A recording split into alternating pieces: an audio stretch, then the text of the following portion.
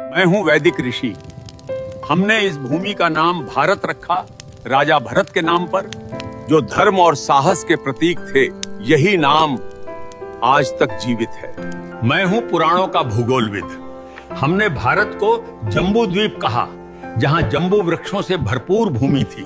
प्राचीन काल में पूरी धरती को इसी नाम से विभाजित किया जाता था। मैं हूँ आर्य परंपरा का विद्वान।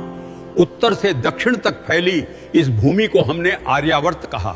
यहाँ धर्म, ज्ञान और संस्कृति का वास था। मैं हूँ फारसी यात्री। हमने सिंधु नदी को हिंद कहा और इस भूमि को हिंदुस्तान। यही नाम सदियों तक चलता रहा। मैं हूँ यूनानी भूगोलविद। हमने सिंधु नदी को इंडोस कहा और पूरी भूमि को इंडिया। यही नाम ब्रिटिश काल में आधिकारिक बन गया। मैं हूँ प्राचीन व्यापारी। भारत की सोने जैसी भूमि के कारण हमने इसे सुवर्ण भूमि कहा। सोने, मसालों और धन की धरती। मैं हूँ अरबी नाविक। हमने इस धरती को अल हिंद कहा। सागर, मसाला, व्यापार और ज्ञान की भूमि। मैं हूँ फारसी इतिहासकार। हमने इस देश को हिंद कहा, जो सिंधु नदी से निकला नाम है। मैं हूँ पुराणों का कथावाचक। इस उपमहाद्वीप को हमने भरतखंड कहा, राजा भरत की विशाल भूमि। मैं हूँ चीन का भिक्षु यात्री। हमने भारत को जिहोनगना कहा, ज्ञान और आध्यात्मिकता की भूमि के लिए। मैं हूँ प्राचीन चीनी इतिहासकार। हमने भारत को यिंगतू कहा, महान धर्म, संस्कृति और व्यापार की भूमि। मैं हूँ सुश्रुत 600 ईसा पूर्व का शल्य चिकित्सक। मैंने नाक, कान और त्वचा की सर्जरी विकसित की, जिसे आज प्लास्टिक सर्जरी कहा जाता है। मेरी पुस्तक सुश्रुत संहिता में 300 से अधिक शल्य तकनीकें लिखी हैं। यही भारत की सर्जरी परंपरा की नींव है। मैं हूँ चरक आयुर्वेद का आचार्य। 100 ईसा पूर्व मैंने लिखा था कि बीमारी का इलाज सिर्फ दवा से नहीं होता है। शरीर, मन और भोजन तीनों का संतुलन जरूरी है। मैंने सिखाया कि हर पौधा दवा है और हर भोजन औषधि बन सकता है। मैं हूँ प्राचीन भारत का नेत्र चिकित्सक। 800 ईसा पूर्व हम मोतियाबिंद की सर्जरी करते थे और एक पतली सलाई से आंख की धुंधली परत हटाकर दृष्टि वापस लौटा देते थे। इस तकनीक ने हजारों लोगों की रोशनी बचाई।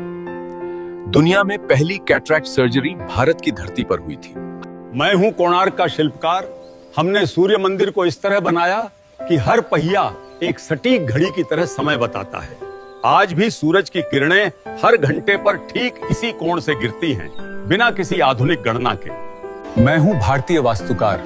हमने ऐसे भवन बनाए जहां हर दिशा, हर खिड़की ऊर्जा के अनुसार तय थी। बिना बिजली के भी ये इमारतें खुद को ठंडा रखती थी। यही था वास्तुशास्त्र का असली विज्ञान। मैं हूँ हड़प्पा का अभियंता। 4000 साल पहले हमने बनाई पक्की नालियां और भूमिगत सीवर प्रणाली। हर घर में जल निकासी का रास्ता अलग था। इतनी सटीक योजना आज भी आधुनिक शहरों के लिए मिसाल है। मैं हूँ वो कारीगर जिसने बनाया दिल्ली का लौह स्तंभ। लगभग 1500 साल पहले इसे बिना किसी आधुनिक तकनीक के ढाला गया था। आज तक इसमें जंग नहीं लगी और विज्ञान अब भी इसका रहस्य नहीं सुलझा पाया। मैं हूं नागार्जुन। मैंने रसायन विद्या को विज्ञान बनाया, धातुओं को बदलने और औषधियां बनाने की विधियां खोजी। आज की आधुनिक केमिस्ट्री की जड़ें यहीं से निकली। मैं हूं कणाद। मैंने कहा हर वस्तु छोटे छोटे अणुओं से बनी है। जब दुनिया को परमाणु का नाम भी नहीं पता था, भारत ने उसका सिद्धांत लिखा। यही था हमारा विज्ञान, अदृश्य को भी देखने की दृष्टि। मैं हूं भारद्वाज ऋषि। मेरे ग्रंथ विमान शास्त्र में वर्णन है कि मानव उड़ना सीख चुका था। ऐसे यंत्र जो आकाश में, जल में और पृथ्वी पर चल सकते थे। आज के वैज्ञानिक इसे एरोडायनामिक्स का प्राचीन रूप मानते हैं। मेरा नाम है राजा राममोहन राय। मैंने 1829 में सती प्रथा को रोका ताकि स्त्रियों को फिर से जीने का अधिकार मिले। मैं हरविलास शारदा हूँ। 1929 में मैंने बाल विवाह निषेध कानून बनाया ताकि बचपन मुस्कुरा सके।